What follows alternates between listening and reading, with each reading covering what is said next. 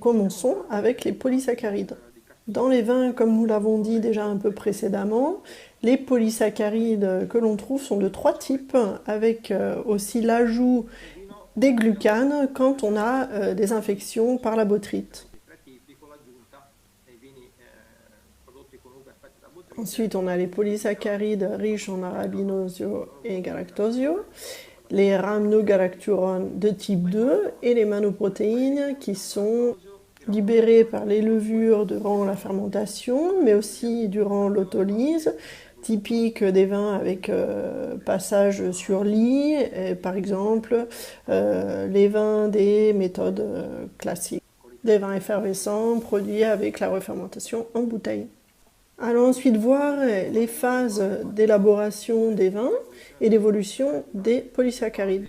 Alors, durant la phase de décantation, on observe dans les mous, notamment des vins blancs, une dégradation enzymatique. Donc en fait, on va avoir une réduction du contenu en polysaccharides des vins. On parle notamment d'enzymes pectolytiques. Pendant la macération, donc typiquement des vins rouges, on va avoir une extraction des polysaccharides qui se trouvent dans les cellules des peaux des raisins, et notamment des rhamnogalaluronanes de type 2. Durant la fermentation, on va avoir une augmentation des polysaccharides, des manoprotéines, grâce aux levures. Ensuite, avec les soutirages et les collages suite aux fermentations, on va avoir un enlèvement, une réduction des solides, et comme les solides sont une source importante de polysaccharides, on va avoir une réduction des polysaccharides. Et si le vin est affiné sur les lits, nous aurons un phénomène d'autolyse, donc on va avoir une libération des manoprotéines qui sera proportionnelle au temps du processus d'affinage sur les lits. Donc nous avons vu que les phases de vinification ont une importance pour ce qui est des polysaccharides, et donc d'éventuelles formations d'agrégats et d'instabilité dans les vins. Donc voyons maintenant les impacts technologiques et sensoriels de ces 3 différentes classes de polysaccharides. Alors commençons par les pragues qui causent des problèmes aux microfiltrations, même s'ils ne sont pas les principaux responsables. Au niveau de leur impact sensoriel, ils donnent du corps et de la viscosité au vin et ont un effet positif sur la réduction des sensations d'amertume dans les vins rouges.